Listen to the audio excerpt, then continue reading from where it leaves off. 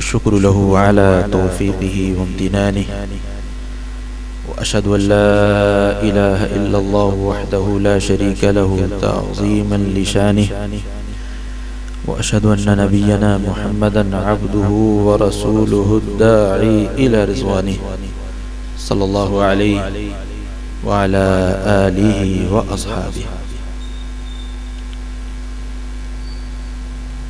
अपनी गुफ्तगू शुरू करने से पहले दो नसीहतें हैं।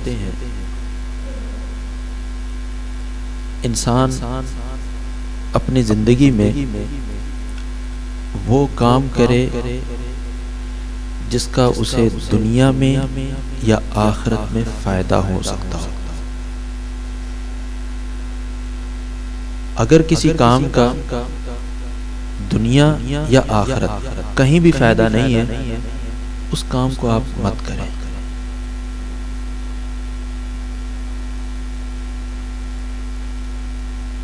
आपके पास कोई भी ऐसा आला है, ऐसी चीज है जिससे आप किसी की बात को ऑडियो या वीडियो शक्ल में महफूज कर सकते हैं, आप उसका इस्तेमाल सही जगह पर करें। आपके पास एक अच्छा मोबाइल हो सकता है, लेकिन जो वीडियो रिकॉर्डिंग का इंतजाम दर्स की इंतजामिया ने किया है, वो आपके मोबाइल से अच्छी रिकॉर्डिंग करेगा। लिहाजा वो काम करें जिसका आपको यहाँ दुनिया में या आखिरत में फायदा हो। आप अगर वीडियो रिकॉर्डिंग करना चाहते हैं, उसका मकसद क्या होगा कि आप बाद में सुनेंगे। दर्स की इंतजामिया की तरफ से जो वीडियो आपको दी जाएगी वो आपके मोबाइल से की हुई रिकॉर्डिंग से अच्छी होगी। लिहाजा अपने मोबाइल में मसरूफ ना हो। मोबाइल में आप मसरूफ होंगे, इस मसरूफियत का ना आपको यहाँ इतना फायदा है और ना आखिरत में फायदा है। जिस मकसद से आप रिकॉर्डिंग कर रहे हैं वो मकसद आपके लिए इंतजामिया ने पूरा किया होगा। दूसरी बात, रसूलुल्लाह सल्लल्लाहु अलैहि वसल्लम का जब भी नाम आए, अहले इल्म के यहाँ कम अज कम मजलिस में एक बार रसूलुल्लाह सल्लल्लाहु अलैहि वसल्लम के नाम के आने पर सल्लल्लाहु अलैहि वसल्लम कहना वाजिब है। हमारे मोहतरम भाई ने बहुत अच्छी नात पढ़ी है। अल्लाह ताला उन्हें मजीद खूबसूरत और खूब सीरत जिंदगी अता फरमाए और तमाम सामीन को भी। लेकिन मेरे मोअज़्ज़ज़ भाई ने एक बार भी रसूलुल्लाह सल्लल्लाहु अलैहि वसल्लम की ज़ात अक़दस पर दुरूद नहीं पढ़ा। कोशिश करें अपनी इस कमी को दूर करें। हम सब आगाज में जब प्यारे पैगंबर सल्लल्लाहु अलैहि वसल्लम का नाम आया तो कहीं से भी दुरूद की आवाज नहीं आई। ये हमारे अंदर कमी है। इस कमी का हमें दुनिया और आखिरत में नुकसान होगा, फायदे की बात तो कर ही नहीं सकते। लिहाजा जब भी रसूलुल्लाह सल्लल्लाहु अलैहि वसल्लम का नाम आए तो मजलिस में कम अज कम एक बार, कम अज कम, वगरना तो आपके नाम के साथ आप दुरूद लाजमी पढ़ें। आज की इस मजलिस का उन्वान आप तक पहुंच चुका है। क्या उन्वान है? कोई भाई बतलाएगा? जी इधर से आवाज आई है, इधर से कोई आवाज नहीं है। सूरतुल कहफ फितनों से तहफ़्फ़ुज़। इबारत ऐसे शायद लिखी हुई थी, फितनों से तहफ़्फ़ुज़ सूरतुल कहफ। खैर,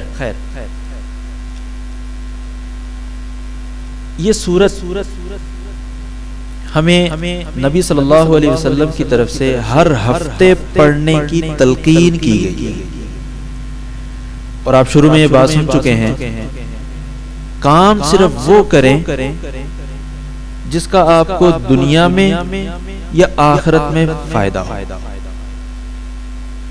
सूरतुल कहफ हर हफ्ते जो हमें पढ़ने की तलकीन की गई है, और सिर्फ तलकीन ही नहीं बल्कि उसकी फजीलत भी जिक्र की गई है। जो शख्स सूरतुल कहफ जुमे के दिन और एक रिवायत के मुताबिक जुमे की रात में पढ़ लेता है तो उसके लिए आइंदा जुमे तक अल्लाह ताला की तरफ से नूर बना दिया जाता है। और एक रिवायत में ये अल्फाज भी हैं, अल्लाह ताला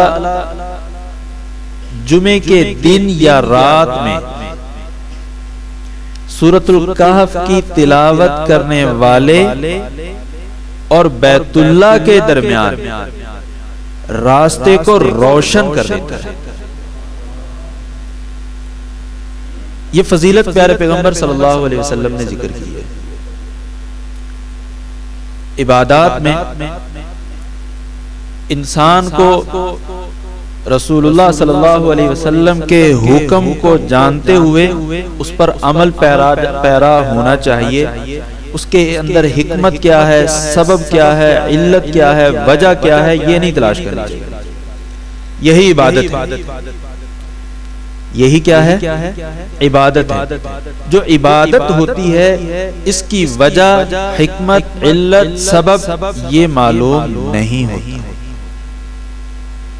जब किसी काम की वजह या इल्लत या सबब मालूम हो जाए तो उस काम के इखलास में कमी आने का अंदेशा होता है। जैसे वुजू इंसान करता है, गर्मियों में इंसान वुजू करे और साथ में यह भी नियत हो कि गर्मी से चेहरा झुलस रहा है, गर्म हवा है, पानी लगेगा तो पानी लगने से चेहरे को महसूस होने वाली गर्मी और जलन वो कम हो जाए। ऐसा शख्स वुजू अगर करता है उसके इखलास में थोड़ी सी कमी आ जाए, थोड़ी सी, कि उसके अंदर एक दुनियावी फायदा भी शामिल है, उसमें एक दुनियावी फायदा भी शामिल हो चुका है।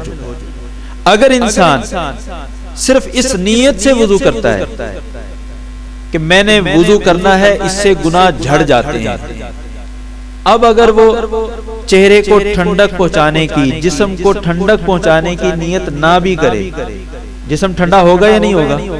उसने तो होना ही होना, उसने होना ही होना है। ये एक ऐसा फायदा है जिसकी आप नियत ना भी करें वो हासिल होगा। यह इबादत है।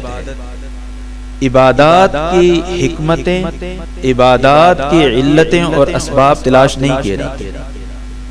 हम नमाज में सजदा खास अंदाज से करते हैं। क्या वजह है इसकी? क्या दुनियावी इसका फायदा है? किसी को पता है? नहीं। हमें सिर्फ इतना पता है अल्लाह ने हुक्म दिया और हम सजदा करते हैं। फिर दिन में 5 बार क्यों करते हैं? फिर उनके लिए खास मखसूस औकात क्यों है? हमें नहीं पता। अल्लाह ने हमें हुक्म दिया है और हम वो करते हैं। बेआईनी ही सूरतुल कहफ पढ़ने का हमें अल्लाह के रसूल सल्लल्लाहु अलैहि वसल्लम ने बतलाया है, आपने तरगीब दी है, हम पढ़ते हैं।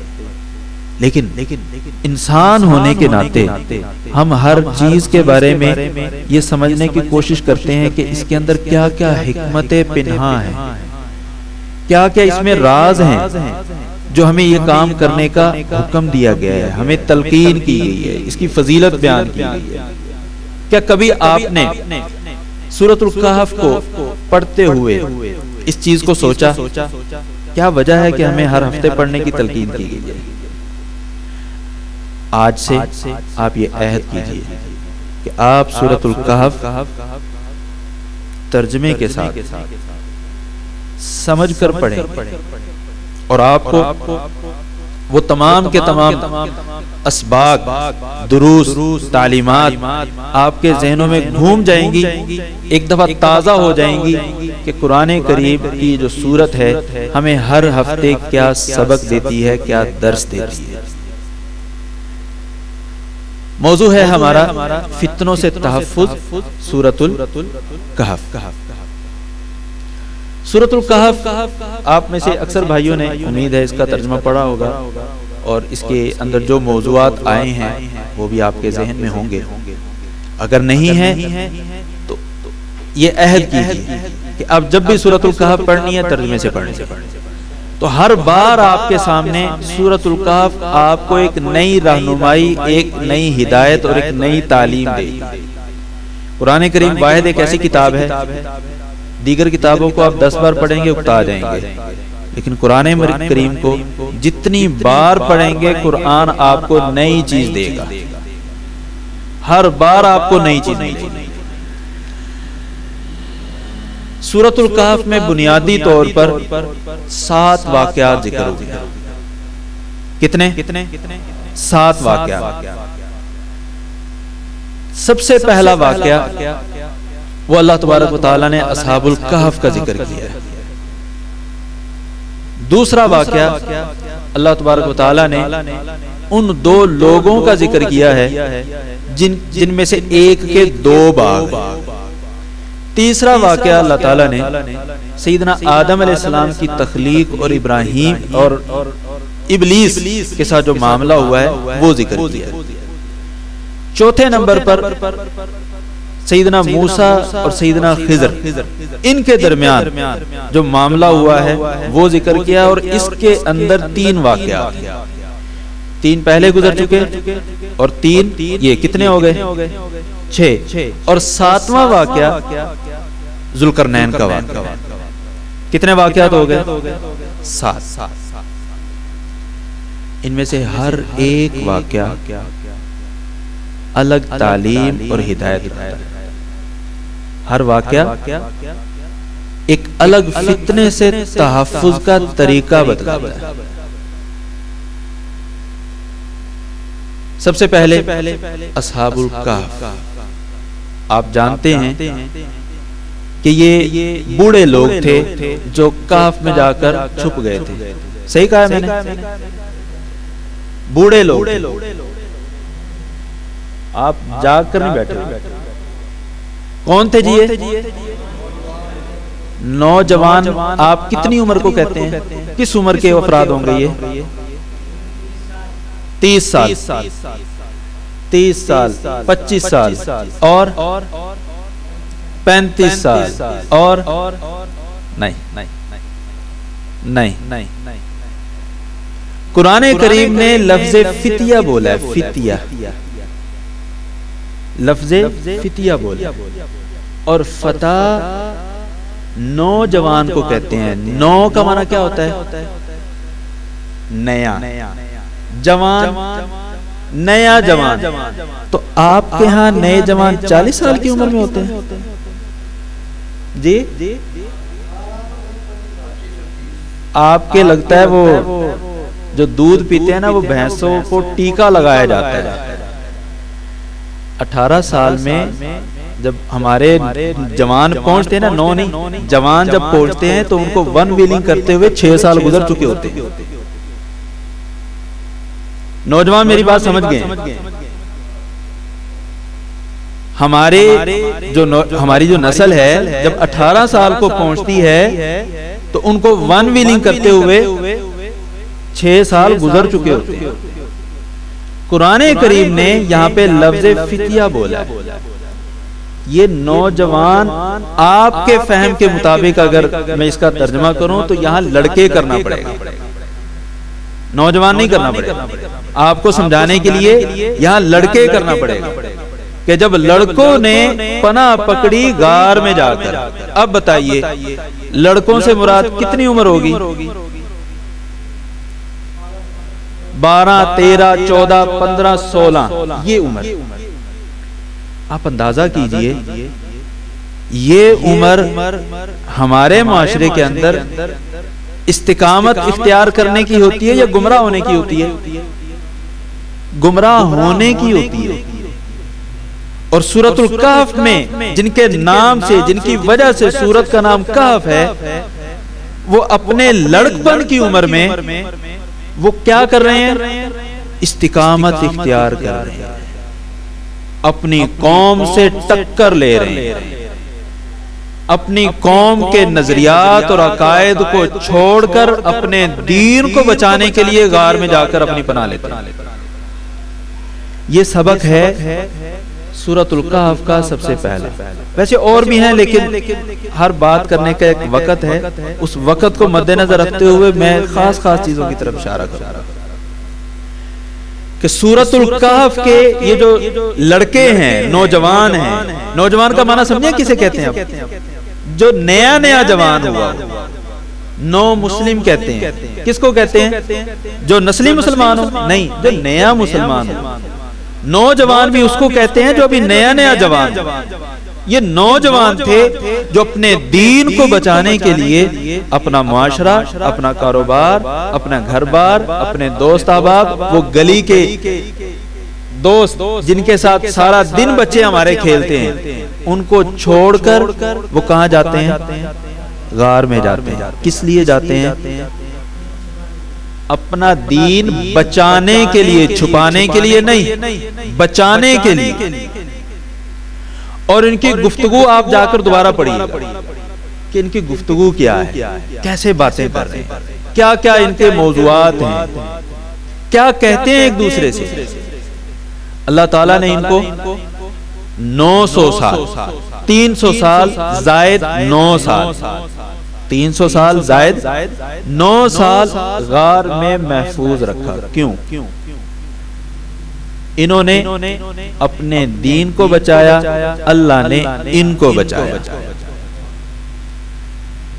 फितनों से तहफ़्फ़ुज़ चाहिए तो तरीका कार असहाबे कहफ वाला अपनाए। फितना कौन सा हो? जब आपके दीन को कोई ठेस पहुंचाने की कोशिश करे, जब आपको कोई शख्स आपके अकायद और नजरियात पर, अकायद और नजरियात की बुनियाद पर आपको तकलीफ देना चाहता है। आपके लिए मिशाल राह कौन लोग हैं? ये असहाबे कहफ नौजवान लड़के, ये आपके लिए मिशाल राह है। इन्होंने क्या किया है? इनकी आदात और खसलतें देखें क्या है। जब ये 300 साल या 309 साल के बाद गार से निकलते हैं तो क्या कहते हैं? इनकी खसलतें बयान हो रही हैं। खाना कैसा हो? खाना अज़का तआमन। इन लोगों की खसलत ये है कि खाना हलाल है, पाकीज़ा है। इन लोगों की खसलत ये है फबअसु अहदकुम बिवरिक़िकुम हाज़िही इलल मदीना। पैसे देकर भेजा, मंगते बनाकर नहीं भेजा। पैसे देकर भेजा, जाओ ये पैसे देकर लेकर जाओ, पाकीज़ा खाना लेकर। जो दीन की हिफाजत करने वाला है वो अपने खाने की भी हिफाजत करता है, पाकीज़ा खाना खाता है और किसी से मांगता नहीं है। वो देने वाला होता है, वो लेने वाला नहीं होता। प्यारे पैगंबर सल्लल्लाहु अलैहि वसल्लम ने इसीलिए फरमाया यदुल उलिया खैरुम मिन यदिस सुफला। देने वाला हाथ लेने वाले हाथ से बेहतर है। साथ में हैं लड़के, हैं नौजवान, लेकिन इनकी अक्ल व बसीरत इतनी पुख्ता, नसीहत करते हैं वल यतलत्तफ वला युशइरन्न बिकुम अहदा। नरमी से बात करनी है कि ये ना हो कि जिनके डर और खौफ से हम भागकर गार में घुसे थे उनको सारे का सारा हमारा पता चल जाए कि ये बंदे यहाँ छुपे। वल यतलत्तफ, नरमी से बात करनी है। हमारी नौजवान नस्ल को नरमी का पता भी है। वो नौजवान नस्ल जो 14, 15, 16, 17, 18 साल, बल्कि 24, 25 साल भी हो जाते हैं तो अकल नहीं आती। फितनों से तहफ़्फ़ुज़ के लिए हमें अपनी जिंदगी में क्या क्या तब्दीलियां लेकर आनी है। और खुसूसन जब दीन का फितना हो, दीन की वजह से आपको कोई आजमाइश में डालना चाहता हो, अपना खाना पाकीज़ा रखें, देने वाले बने, अपने मिजाज में नरमी रखें और लोगों को अपने खिलाफ बरंगेख्ता मत करें। वला युशइरन्न बिकुम अहदा, किसी को भी आपके बारे में शऊर तक ना होने दें। युशइरन्न शऊर से है। ये बाल जानते हैं? बाल अरबी में इसको क्या कहते हैं? शाअरुन। क्या कहते हैं इसको? शाअरुन। ये बाल एक तोड़े आप और अपने जिस्म पर गुजारें। कितना एहसास होता है? कितना एहसास होता है? ज्यादा होता है? थोड़ा मामूली सा होता है। वो ये कह रहे हैं वला युशइरन्न बिकुम अहदा, किसी को इतना भी अपने बारे में पता नहीं लगने देना, जितना बाल जिस्म पर फिर रहा हो तो एहसास होता है, इतना भी पता नहीं लगने देना। अपने माशरे को अपने खिलाफ बरंगेख्ता नहीं करना। दीन के मामले में अगर आपको कोई तकलीफ पहुंचाना चाहता है तो असहाबे कहफ आपके लिए मिसाले रहा है। और सिर्फ यही नहीं, आप इनका वाकया पढ़िए और देखिए, इन्होंने परवरदिगार के सामने अपनी झोलियां भी फैलाई हैं। किसी बड़े के पास, किसी छोटे के पास, किसी करने वाले, भरने वाले, डूबती हुई तारने वाले, किसी के पास नहीं। अल्लाह से बराह रास्त मांगा है। किसी का वास्ता, किसी का वसीला नहीं, बराह रास्त वो जात हमारी एक एक बात बराह रास्त सुनने पर कादिर है। सूरतुल कहफ में दूसरा वाक़या, अस्हाबुल जन्नतैन। दो अफराद हैं, दो किरदार हैं, एक नेक है, एक बद है। बद के पास मालो दौलत, कारोबार, तिजारत सब कुछ है। ये बद किरदार शख्स नेक के सामने आकर कहता है तेरे पास क्या है? अल्लाह ने दिया तो मुझे दिया है, और ऐसा दिया है कि मा अदुन्नु अन तबीद हदिही अबदा। मैंने जो अपने बाग की राखी रखी है, रखवाली की है, स्प्रे की है, जो पानी दिया है, बीज लगाया है, जो उसको फेंस लगाई हुई है, वो ऐसी है। मैं नहीं समझता कल क़यामत कायम हो सकती है लेकिन मेरा बाग कहीं नहीं जाएगा। मा अदुन्नु अन तबीद हदिही अबदा। हमारे माशरे में भी ऐसे लोग मौजूद थे। सिर्फ एक ऐसी मखलूक जो नजर भी नहीं आती, अल्लाह ने भेजी है दुनिया को तल पट करके रख दिया। लोग कहते थे मेरी कंपनी मल्टीनेशनल कंपनी है, बिलियंस ऑफ डॉलर का रासुल माल रखने वाली मेरी कंपनी है। एक मुल्क में क्राइसिस आ गए, सारी दुनिया में तो नहीं आएंगे ना, सारी दुनिया में क्राइसिस तो नहीं आएंगे। अल्लाह ने उन्हीं को ज्यादा ऊंधे मूंढा। हजारों लाखों कंपनियां मल्टीनेशनल, कई मुल्कों में अपनी ब्रांचेस रखने वाली कंपनियां, सब जीरो ही नहीं बल्कि माइनस करके रखवा दी एक ऐसी मखलूक के जरिए जो हम आंख से देख भी नहीं सकते। कोरोना क्या किया है इसने? यही अंदाज, यही तरीका इस शख्स का था। ये वाकया हमें मालो दौलत के फितने से बचने का तरीका बतलाता है। पहला वाकया, अगर मजहबी फितना आपके अंदर पैदा होने लगा है, आपको कोई फितने में मुब्तला करने लगा है, क्या करना है? अगर आप मालो दौलत, तिजारत, कारोबार के फितने में मुब्तला होने वाले हैं तो आपके लिए इस वाक़े में रहनुमाई मौजूद है। उसने एक शख्स ने क्या कहा था रहनुमाई करते हुए, वलौला इज़ दखलत जन्नतक कुल्त मा शा अल्लाह ला कुव्वत इल्ला बिल्लाह। ये सारा कुछ मेरा कमाल नहीं है, ये सारा उसी की देन है। वो ना चाहे तो मैं कख भी नहीं, और अगर वो चाहे तो मैं लाखों का हूं। अगर वो चाहे तो मैं लाखों का हूं, और अगर वो ना चाहे तो मैं एक जर्रे बराबर भी नहीं। कुल तमाशा अल्लाह ये अल्लाह ताला की देन, ला कुव्वत इल्ला बिल्लाह, अल्लाह के बगैर कुछ नहीं हूं। अगर कारोबार को देखकर, तिजारत को देखकर, अपनी रोजाना की आमदन को देखकर इंसान का दिमाग खराब होने लगता है तो इस वाक़े को सामने रखें। दर हकीकत रसूलुल्लाह सल्लल्लाहु अलैहि वसल्लम के फरमान में ये हुक्म मौजूद है कि हम इन वाक़यात को अपनी अमली जिंदगी पर परखें। हम क्या कर रहे हैं, हम कैसे चल रहे हैं। अगर मालो दौलत की रानाइयों में आकर हम किसी दुनियावी फितने में मुब्तला होने जा रहे हैं तो आपके लिए हफ्तावार दर्स है, हफ्तावार सबक है कि आपने कुल्ता माशा अल्लाह, ये अल्लाह की देन है, ये अल्लाह का करम है। ये एक इंतहा। दूसरी इंतहा क्या है? सारा माल हराम का होगा, रिश्वत का होगा, हराम की कमाई का होगा। कोठी बन जाएगी, ऊपर लिख देगा हाज़ा मिन फज़्लि रब्बी। ये दूसरी इंतहा। ये अल्लाह का फजल नहीं है, ये अल्लाह का फजल कतअन नहीं है।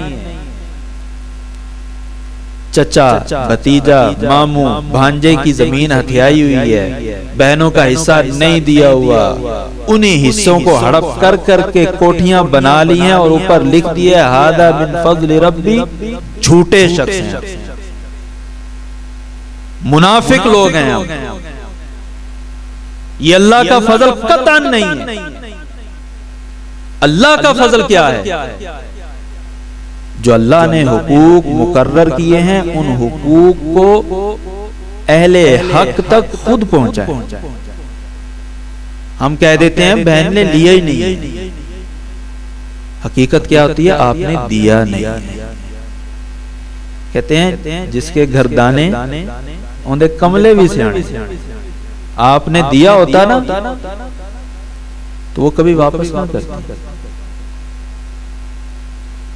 बहनें मोहब्बत में कहती हैं नहीं भाई हमें नहीं चाहिए, आप रख लें। अगर आप देने में सच्चे हैं उनके हाथ में रखें। बाजी, बहन, सिस्टर, ये आपका हिस्सा है, घर जाए। 3 दिन के बाद दे देते। दिल ना माने, कितने दिन के बाद दे देना? 3 दिन, 3 घंटे नहीं गुजरेंगे, 3 दिन। जिन्हें घर दाने उन्हें कमले भी सियाने। देकर तो देखें, फिर आकर बताइएगा कि बहन ने नहीं दिया। हम देते नहीं हैं और बयान क्या करते हैं कि लेती नहीं है। हम मुनाफिक लोग। मैं किसी और की बात नहीं करता। मैं ऐसे मुवाहिदीन को जानता हूं, तौहीद परस्त को, जो अपने आप को बड़ा मुवाहिद और तौहीद परस्त कहते हैं, लेकिन अमली जिंदगी में हम कमजोर लोग। जब कभी मालो दौलत के फितने में पढ़ने लगो, सूरतुल कहफ हफ्तावार पढ़ते हुए इस वाक़े से गुजरो तो सबक लेकर उठो। कुल तमाशा अल्लाह ला कुव्वत इल्ला बिल्लाह। ये जो कुछ भी है अल्लाह तेरी तरफ से है, और ऐ अल्लाह तूने मुझ पर सालाना ज़कात फर्ज की है, मैं पूरे वक्त पर उसको अदा करने के लिए तैयार हूं, बल्कि देता हूं। जरा लगाएं अपना अंदाजा, अपने आप पर नजरसानी करें। कितना कारोबार है और ज़कात कितनी बार देते हैं, कब देते हैं? वक्त पर देते हैं? क्या आपको पता भी है कि आप पर ज़कात फर्ज भी होती है? कभी किसी से पूछा इस मसले के बारे में? ला कुव्वत इल्ला बिल्लाह। इंसान का कारोबार, तिजारत जितना मर्जी बढ़ जाए, ये अल्लाह की खालिसतन देन है। अल्लाह के हुकूक इसमें से हमें फौरी तौर पर अदा करना चाहिए। प्यारे पैगंबर सल्लल्लाहु अलैहि वसल्लम का फरमान है, अगर ज़कात का माल किसी माल में रह जाता है, ज़कात का माल असल माल को हड़प कर जाता है। ज़कात का माल असल माल को हड़प कर जाता है। अगर आप चाहते हैं आपकी तिजारत और कारोबार कायम दायम रहे, उसकी ज़कात वक्त पर अदा कर दीजिए। तीसरी बुनियादी चीज, आदम अलैहिस्सलाम की तख्लीक के मौका पर शैतान का सजदा करने से इनकार, अपने नफ्स का फितना, अपनी खुद पसंदी, अपनी जात को दूसरों से फरोतर बरतर समझना, मैं सुप्रीम हूं, मैं बड़ा हूं, अना खैरुम मिन। शैतान ने भी यही कहा था ना, खलकतनी मिन नारिन व खलकतहु मिन तीन। अपने नफ्स का फितना। सूरतुल कहफ हमें ये दर्स देती है कि अपने आप को अपने नफ्सियाती नफसानी फितनों से बचा कर रखना, वगरना बच्चा कुरान करीम की जब तिलावत करता है तो सबसे पहले क्या कहता है? अऊज़ु बिल्लाहि मिनश शैतानिर रजीम। अल्लाह ताला की तरफ से जो लानत, फटकार और धुतकारा जो गया था, उसका बच्चा ऐलान करता है, मैं अल्लाह की पनाह चाहता हूं शैतान मरदूद के शर से। अगर हम अपने नफ्सियाती नफसानी फितने में मुब्तला हो गए, हमारे और शैतान में कोई फर्क नहीं रहेगा। जिस चीज ने हमें गुमराह किया या जो चीज हमें गुमराह करती है और हम नफसानी फितनों में मुब्तला हो जाते हैं, उसी चीज ने शैतान को गुमराह किया। इंसान को गुमराह कौन करता है? नफ्से अम्मारा, और इसी नफ्से अम्मारा ने शैतान को गुमराह किया। इस हवाले से अगर हम अपने नफसानी ख्वाहिशात में, अपने नफ्सियाती फितनों में मुब्तला हो जाते हैं, तो सबब एक ही है, जिस वजह से शैतान ने अल्लाह के फरमान का इनकार किया था, उसी वजह से हम भी इनकार करते हैं। घर में बीवी ने, बच्चों ने, या घर के किसी और फर्द ने या दोस्त ने कोई फरमाइश कर दी, खिलाफ शरीयत फरमाइश, आप उसकी बात मानकर आगे चले जाते हैं। मुझ में और आप में या शैतान में कोई फर्क नहीं होगा। शैतान ने भी अपने नफ्स की इत्तिबा करते हुए क्या किया? शरी हुक्म को साइड पर कर दिया और आदम अलैहिस्सलाम को सजदा करने का जो हुक्म दिया गया था, उसको अपनी अकल पर परखते हुए इनकार कर दिया। शरीयत वाज़े तौर पर कह रही है सूदी लेन देन खत्म कर दो, ये अल्लाह और उसके रसूल से ऐलाने जंग है। मैं अपनी अकल के घोड़े दौड़ाते हुए कहता हूं, इस अंदाज से मैं ये लेन देन करता हूं, प्रॉफिट कम है, मुनाफा कम है, इस अंदाज से करता हूं ज्यादा है, लिहाजा ज्यादा वाला रास्ता अपनाता।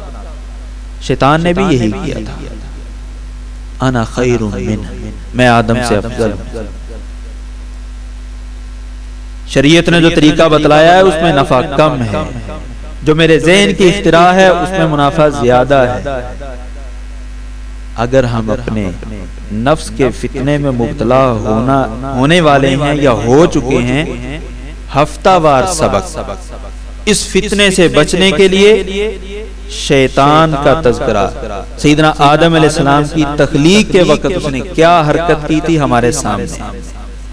अगर हम भी इसी राह के राही बन गए तो जैसे शैतान मरदूद ठहरा, हम भी मरदूद ठहरेंगे। उसने एक सजदा नहीं किया था, मरदूद ठहरा, और हम एक दिन में कितने सजदे नहीं करते, कितने सजदे छोड़ देते हैं, हमारा क्या बने?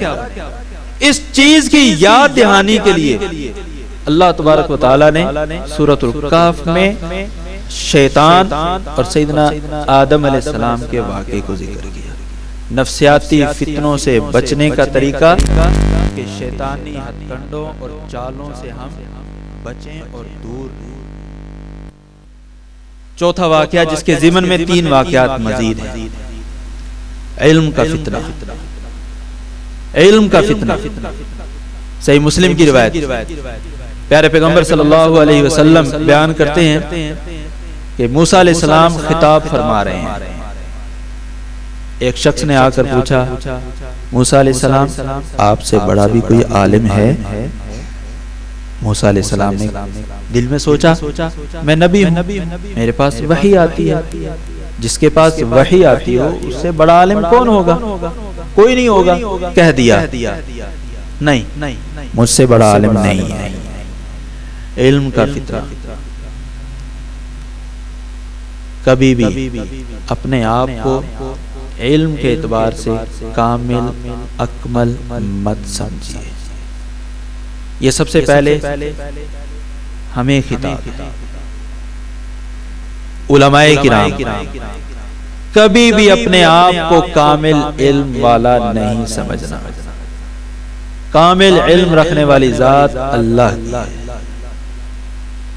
और इसीलिए जब भी अहले इल्म फतवा देते हैं, सवाल का जवाब देते हैं, तो आखिर में क्या लिखते हैं? वल्लाहु अअलम। हमारा ये नाक़िस इल्म है, हमें ये बात पता है, इसका कामिल इल्म अल्लाह के पास। इल्म का फितना। सैयदना मूसा अलैहिस्सलाम को अल्लाह तबारक व तआला ने इस फितने से बाहर निकालने के लिए सफर करवाया। और इस वाक़े में तलबा के लिए बड़ी जबरदस्त रहनुमाई है। अपना उस्ताद किसको बनाना है? तालीम से पहले हर इदारे के उसूल व ज़वाबित होते हैं। सैयदना खिज़र ने वो उसूल व ज़वाबित पहले तय किए। स्टूडेंट से यानी सैयदना मूसा अलैहिस्सलाम से उस पर दस्तखत करवाए हैं कि मैं आपके उसूल व ज़वाबित के मुताबिक चलूंगा। एक गलती हुई, दो हुई, तीसरी हुई, तीसरी के बाद नाम खारिज हो गया। हाज़ा फ़िराक़ु बैनी व बैनी। अब इसे आगे नहीं चल सकते। मैं इस गहराई में नहीं जाऊंगा। इल्म का फितना इंसान के लिए बड़ा ही हौलनाक है। आपको मालूम है कि जहन्नम में सबसे पहले जिस शख्स को या जिन लोगों को सबसे पहले जहन्नम में डाला जाएगा वो कौन लोग होंगे? किस वजह से? कि इल्म के फितने में मुब्तला। अल्लाह ताला हमें ऐसे लोगों में शामिल ना फरमाए। अल्लाह ताला हम सबको अपनी बारगाह में हमेशा आजिज़ी, इनकिसारी और अल्लाह की बारगाह में हमेशा सरनगू रखने वाला बना और हमेशा अल्लाह तबारक व तआला अपनी रहमत का मोहताज रखे। किसी इंसान का अल्लाह ताला हम सबको मोहताज ना बनाए। सैयदना मूसा अलैहिस्सलाम को अल्लाह तबारक व तआला ने इस लंबे सफर के अंदर एक बात सिखाई। क्या? व फ़ौक़ कुल्लि ज़ी इल्मिन अलीम। हर जानने वाले से बड़ा एक जानने वाला होता है। इल्म एक ऐसी चीज है जिसके किनारों को छूना नामुमकिन है। अल्लाह ताला ने ये इल्म किसी एक शख्सियत को अता ही नहीं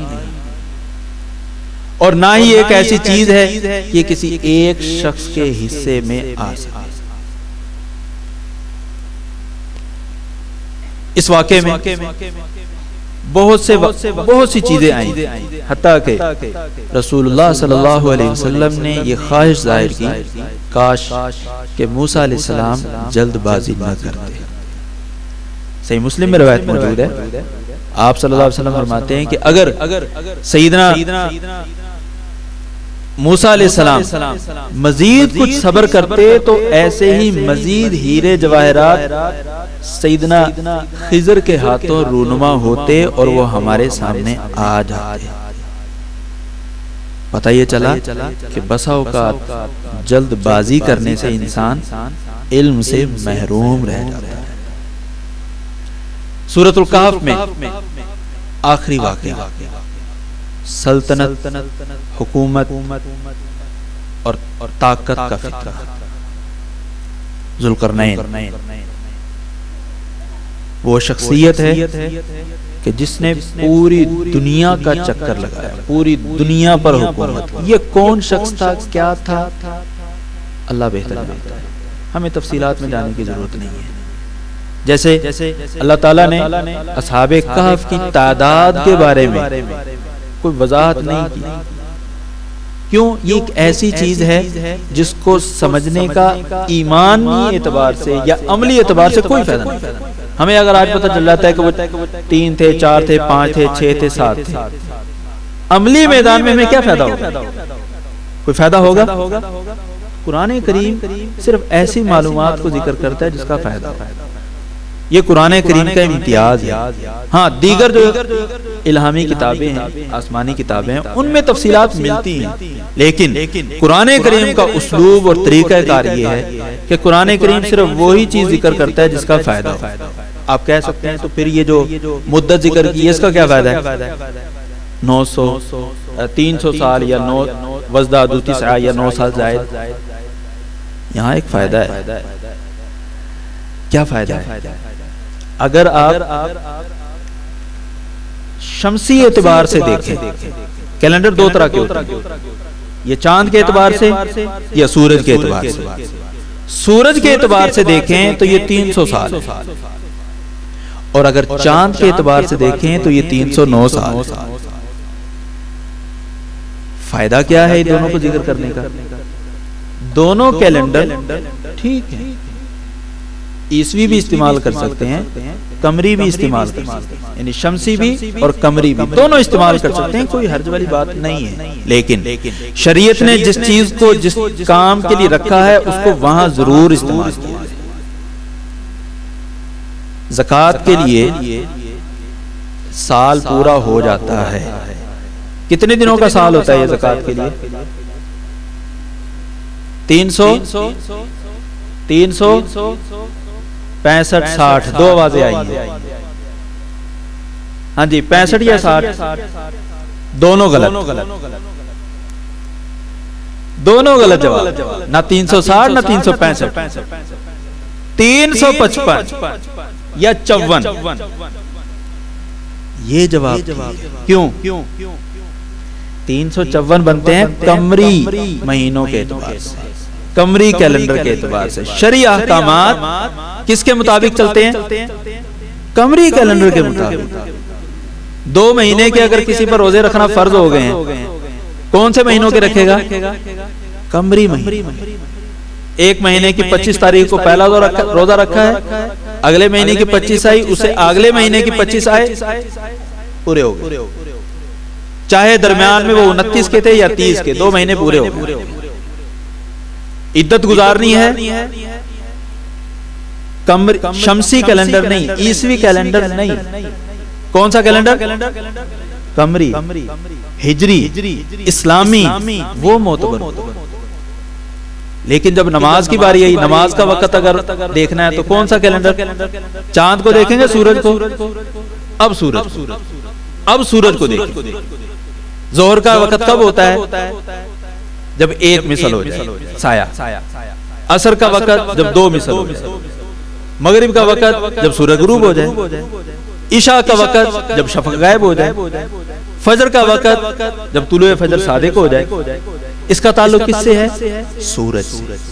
अल्लाह ताला ने जो हुक्म जिस जगह का जिसके साथ रखा है उसको उसके साथ रखा। ये फायदा है इस वाक़े में 300 साल और 309 साल जिक्र करके। कुरान करीम कोई भी बात बिला फायदा नहीं होती। दूसरे लफ्जों में कहते हैं कुरान करीम की जो जबान है वो दस्तूरी जबान है। कौन सी जबान है? दस्तूरी जबान। दस्तूर, कॉन्स्टिट्यूशन, जो आपका कॉन्स्टिट्यूशन है, आपका दस्तूर है, उसमें एक लफ्ज भी आप बगैर वजह बताए ना कम कर सकते हैं ना ज्यादा कर सकते हैं।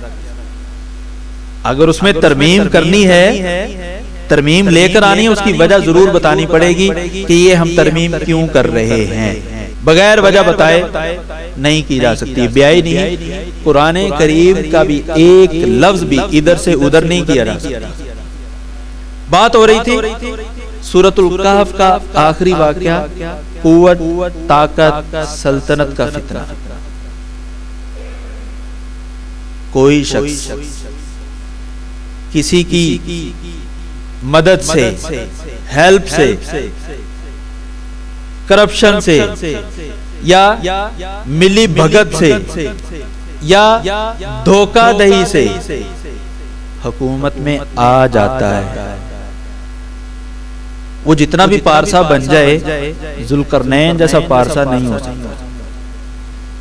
जितना भी पारसा और नेक बन जाए, जितनी बार भी अपनी तकरीरों में इय्याका नअबुदु व इय्याका नस्तईन पढ़ ले, जुल्करनैन जैसा पारसा नहीं बन सकता। और जितनी मर्जी ताकत इख्तियार कर ले, जितने मर्जी इदारे उसके साथ मिल जाएं, लेकिन जुल्करनैन जैसी ताकत और कुव्वत हासिल नहीं कर सकता।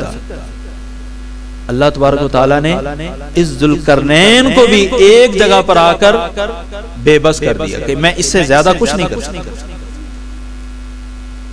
याजूज माजूज मौजूद हैं, उनका खात्मा नहीं कर सकता। हाँ, रुकावट खड़ी कर दी, वो भी आरजी। रुकावट खड़ी कर दी, वो भी आरजी। जब अल्लाह चाहेगा वो रुकावट भी खत्म हो जाएगी। कोई शख्स अपनी कुव्वत, ताकत, हुकूमत और सल्तनत के फितने में आकर अपने आप को सुप्रीम मत समझे। सुप्रीम उसकी जात है, सुप्रीम उसकी जात है। आपकी दुकान है, कारोबार है, सब लोग आपके मातहत काम करते हैं। कभी अपने आप को सुप्रीम मत समझिएगा। दिल में आता है ना कि 100 मजदूर मेरे मातहत काम करता है, 100 अफराद काम करते हैं, 1000 बंदे काम करते हैं, मैं कंपनी का HR मैनेजर, ह्यूमन रिसोर्सेज, अफरादी कुव्वत को मैं पूरा करता हूं, मैं चलाता हूं, मैं इनकी तनख्वाहें बनाता हूं, सब कुछ मेरे हाथ में है। ये जितनी बड़ी जिम्मेदारी है, इतना बड़ा आपसे मुश्किल सवाल होगा। इतने लोग आपके मातहत थे, कभी आपने इन लोगों को नमाज पढ़ने का कहा? कभी आपने इनकी दीनी मजहबी रहनुमाई की? अगर अल्लाह ताला ने इतना बड़ा तुम्हें इख्तियार दिया है, तो इस इख्तियार के बारे में सवाल भी उतना ही बड़ा हो। आपके मातहत एक फर्द काम करता है या 1000 करता है, आपके मातहत है, जिस तरह आप उससे दीगर मामलात की पूछ-गूछ करते हैं, दीगर मामलात का इस्तिफसार करते हैं, ये क्यों किया, किस लिए किया, कब किया, कैसे किया, सब सवालात करते हैं। आप उसकी मजहबी रहनुमाई भी करें, उसको तरगीब दिलाएं, उसके लिए सहूलत पैदा करें। नमाज पढ़नी है, नमाज का वक़्त दें। और लेबर को भी चाहिए, नमाज का वक़्त है तो नमाज पढ़े, जाके उस वक़्त को किसी और जगह में सर्फ मत करें। ये अल्लाह ताला की तरफ से मजीद बड़ी पकड़ होगी कि अल्लाह ताला ने मौका भी दिया, मौके के बावजूद नमाज न पढ़ी। आखिरी बात कि सूरतुल कहफ का आखिरी जो पैराग्राफ है जुल्करनैन के हवाले से, उसमें हमें अपनी कुव्वत और ताकत के फितने में पढ़ने की बजाय ये बतलाया गया है कि सुप्रीम ताकत अल्लाह ताला की है। हमें अगर दुनिया में कहीं इख्तियारात मिलते हैं, वो सिर्फ और सिर्फ आर्जी हैं और जुज़वी हैं, कुल्ली नहीं है। इस सूरत की पहली आयत पढ़ लें और आखिरी आयत पढ़ लें, दोनों में अल्लाह ताला ने अकीदत तौहीद बयान किया है। और बहुत से ऐसे मसाइल का यहाँ पर इहाता कर दिया है जो हमारे मुआशरे में कभी वो मसाइल ताज़ा हो जाते हैं, कभी बुझ जाते हैं, कभी गर्म हो जाते हैं, कभी ठंडे हो जाते हैं। अल्हम्दुलिल्लाहिल्लज़ी अंज़ला अला अब्दिहिल किताब व लम यजअल लहू इवजा। क्या फरमाया?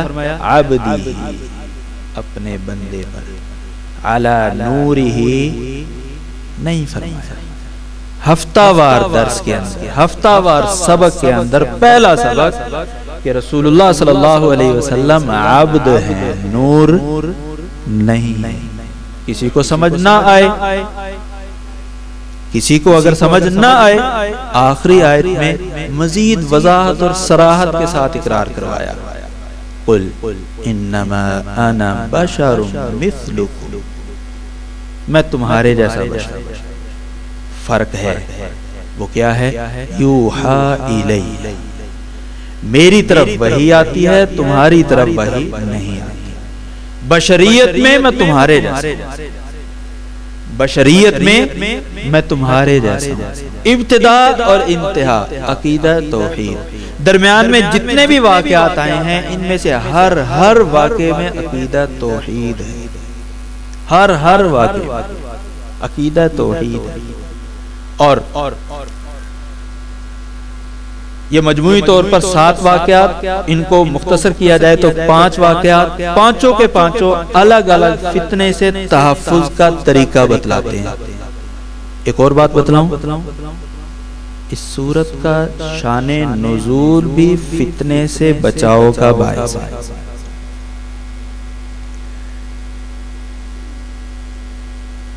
मक्का के मुशरिक यहूदियों के पास आते हैं और कहते हैं कि यार ऐसा सवाल दो कि हम नबूवत का दावा करने वाले मोहम्मद बिन अब्दुल्लाह सल्लल्लाहु अलैहि वसल्लम उससे जाकर पूछें और उसको लाजवाब करें।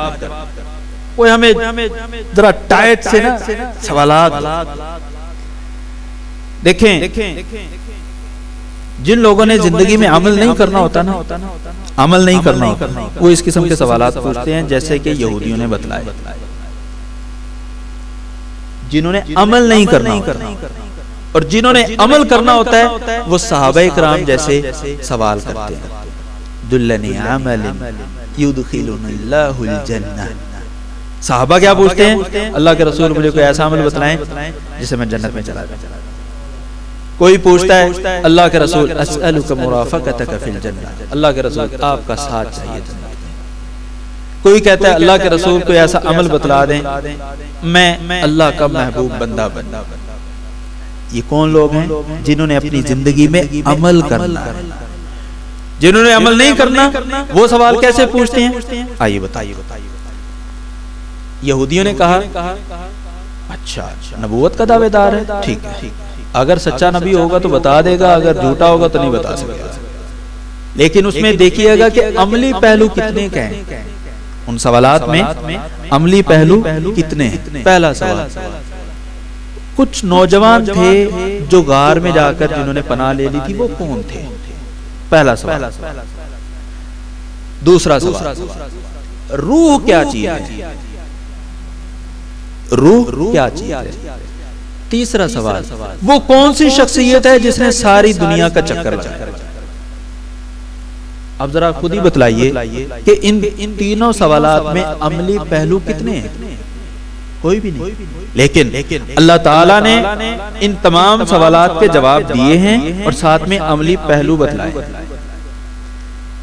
असहाबे कहफ का वाक़या जिक्र किया और उसके फौरी बाद जिक्र किया कि जिस तरह अल्लाह ताला ने इनको 309 साल तक सुलाए रखा है, अल्लाह ने इनको उठा दिया है। ए मक्का वालों, अल्लाह ताला तुम्हें भी उठा देगा, लिहाजा आखिरत पर ईमान लाओ। लिहाजा आखिरत पर ईमान लाओ। ये सवालात यहूदियों ने किस लिए किए? नबी सल्लल्लाहु अलैहि वसल्लम को फितने में डालने के लिए। अल्लाह ताला ने इस फितने से बचाने के लिए पूरी सूरतुल काफ नाजिल फरमाई। एक और पते की बात, जब इंसान दुनिया के अंदर खतरे में हो, पता हो कि एटमी हमला होने वाला है, तो क्या करते हैं? खुले आसमान में चले जाते हैं, खुली जमीन में, और बचाव के लिए क्या करते हैं? छत पे चले जाते हैं और जेरे जमीन बंकरों में चले जाते हैं, जेरे जमीन गारों में चले जाते हैं, क्योंकि गार के अंदर जब चले जाएंगे तो एटमी ताबकारी, एटमी धमाके के असरात वो कम से कम होंगे। पाकिस्तान ने भी जो एटमी तजर्बे की वो कहाँ की है? सुरंग बना चागी के अंदर पहाड़ में सुरंग बनाकर एल शक्ल में सुरंग बनाई गई और उसमें एटमी तजर्बा किया गया। किस लिए? कि ताबकारी के असरात बाहर ना आए। कहफ का क्या माना है? गार। अगर आप सूरतुल कहफ में बयान करदा फितनों से बचाव का तरीका अपना लेंगे, आप भी अल्लाह ताला की तरफ से दिए गए महफूज गार में आ जाएंगे। आपको कोई फितना भी नुकसान नहीं पहुंचा सकेगा। अगर आप चाहते हैं दुनियावी फितनों से महफूज रहें, दुनियावी फितनों से आपको तहफ़्फ़ुज़ मिले, तो सूरतुल कहफ की इन हिदायत और तालीमात को पल्ले बांध लीजिए। कभी भी आपको कोई फितना नुकसान नहीं पहुंचा सकेगा। अल्लाह ताला की खुसूसी रहमत उसी तरह नाजिल होगी जैसे असहाबे कहफ पर नाजिल हुई। अल्लाह तबारक व तआला ने उन नौजवानों को, उन लड़कों के जिस्मों की हिफाजत खुद की और खुद जिक्र किया। हमने सूरज को कह दिया जब जाना है थोड़ा सा हटकर जाना है, ताकि कहफ के अंदर तक सूरज की रोशनी जाए। इंसानी जिस्म को जो विटामिन डी की जरूरत है, जो सूरज की रोशनी में बकसरत पाए जाते हैं, वो विटामिन डी उनकी जिल्दों को, उनके जिस्मों को मिलते रहें, जिस्म गले ना। हमने उनकी करवटें भी बदली, हवाएं भी चलाई, उनके जिस्मों को दरिंदों से बचाने के लिए, जानवरों से बचाने के लिए गार के दाहने पर, गार के मुंह पर कुत्ते को बिठा दिया। कि इस अंदाज से बिठाया कि अगर आप उसको देखोगे तो डर कर भाग जाओगे कि कुत्ता कहीं आपके पीछे ना पड़ जाए। अगर आप अपने दीन को तरजीह देते हुए, दीन को बचाते हुए अपने आप को दुनिया से काट लेते हैं, अल्लाह आपकी हिफाजत फरमाएगा, आपके जिस्म की भी फरमाएगा। आपकी हिफाजत के लिए सूरज को ताबे कर देगा, आपकी हिफाजत के लिए कुत्ते जैसे जानवर को भी आपकी हिफाजत पर लगा देगा। काम सिर्फ एक है, हम दीन को तरजीह देते हुए, दीन की हिफाजत करते हुए, दीन को बचाने की कोशिश करें। अल्लाह ताला हमें बचाएगा। अल्लाह ताला से दुआ है कि अल्लाह ताला हमें इस जो कुछ भी हमने इस मजलिस में सुना है उसको समझने की और उस पर अमल करने की तौफीक अता फरमाए। व आखिरु दावाना अनिल हम्दुलिल्लाहि रब्बिल आलमीन। या रब्बी लकल हम्दु कमा यंबगी लिजलाली वजहिका व लिअज़ीम सुल्तानिक। अल्लाहुम्मा सल्लि अला मुहम्मद व अला आलि मुहम्मद कमा सल्लैता अला इब्राहीम व अला आलि इब्राहीम इन्नका हमीदुम मजीद। अल्लाहुम्मा बारिक अला मुहम्मद व अला आलि मुहम्मद कमा बारकता अला इब्राहीम व अला आलि इब्राहीम इन्नका हमीदुम मजीद। या अल्लाह हम सब के गुनाहों को माफ़ फरमा। या अल्लाह जितने अफराद भी यहाँ पर बैठे हुए हैं, या अल्लाह सबकी नेक तमन्नाओं को पूरा फरमा। या अल्लाह हम सब की औलाद को नेक साले बना। या अल्लाह हम सब की औलाद को हम सब के लिए सदका जारिया बना। या अल्लाह हमें अपने वालिदैन के लिए सदका जारिया बना। या अल्लाह जिनके वालिदैन जिंदा हैं, या अल्लाह उन्हें अपने वालिदैन की खिदमत करने वाला बना। या अल्लाह जिनके वालिदैन तेरे पास पहुँच चुके हैं, या अल्लाह उनकी कब्रों को जन्नत का गहवारा बना। या अल्लाह जितने परेशान हाल मुसलमान हैं, या अल्लाह सबकी परेशानियों को अपने रहमत से ख़त्म फरमा दे। या अल्लाह सबकी परेशानियों को रहमतों में बदल दे। या अल्लाह सबकी जिंदगियों में मौजूद जहमतों को रहमतों में बदल दे। या अल्लाह सबकी झोलियों को रहमतों से भर दे। या अल्लाह जो वालिदैन अपने बच्चों के बारे में परेशान हैं, या अल्लाह उनकी परेशानियों को अपनी रहमत से ख़त्म फरमा दे। या अल्लाह हमारी नौजवान नस्ल की हिफाजत फरमा। या अल्लाह हर किस्म के फितने से हमें महफूज फरमा। या अल्लाह किसी भी किस्म का फितना हो, या अल्लाह हमें आजमाइश में मत डालना। या अल्लाह हमें बगैर आजमाइश के इस दुनिया की जिंदगी को दीन इस्लाम के मुताबिक गुजारने की तौफीक अता फरमा। या अल्लाह हमारी जो छोटी बड़ी खताएं, गलतियां, कोताहियां हैं, या अल्लाह सबको अपनी रहमत से माफ़ फरमा दे। या अल्लाह हमारे नामा अमाल को गुनाहों से पाक फरमा दे। या अल्लाह हमारे नामा अमाल को नेकियों से भर दे। या अल्लाह हमारी झोलियों को अपनी रहमत से भर दे। या अल्लाह हमारी नौजवान नस्ल की हिफाजत फरमा। या अल्लाह माओं, बहनों, बेटियों, बेटों की हिफाजत फरमा। या अल्लाह बुजुर्गों, नौजवानों और बच्चों की हिफाजत फरमा। या अल्लाह हम सबको दीन इस्लाम पर अमल करने वाला बना। या अल्लाह हम सबको दीन इस्लाम का सिपाही बना। या अल्लाह हम सबको माशरे का मुफीद फर्द बना। या अल्लाह जितने लोग भी यहाँ पर मौजूद हैं, या अल्लाह सबको दीन इस्लाम पर कायम दायम रखना। या अल्लाह सबको इस्तिकामत अता फरमाना। या अल्लाह इल्म, तिजारत, नफ्स, कुव्वत, ताकत, किसी भी किस्म का फितना हो, या अल्लाह हर किस्म के फितने से हम सबको बचा कर रखना। या अल्लाह हर किस्म के फितने से हम सबको बचा कर रखना। या अल्लाह हर किस्म के फितने से हम सबको बचा कर रखना। या अल्लाह हमारे कारोबार में बरकतें अता फरमा, मालो जान में बरकतें अता फरमा, अहलो अयाल में बरकतें अता फरमा। या अल्लाह हमारे घरों में बरकतें अता फरमा। या अल्लाह हमारे घरों को परेशानियों से पाक फरमा। या अल्लाह हमारे घरानों को परेशानियों से पाक फरमा। या अल्लाह हमें हर किस्म की परेशानी से महफूज फरमा। सुब्हान रब्बिक रब्बिल इज़्ज़ति अम्मा यसिफून व सलामुन अलल मुरसलीन वल्हम्दुलिल्लाहि रब्बिल आलमीन।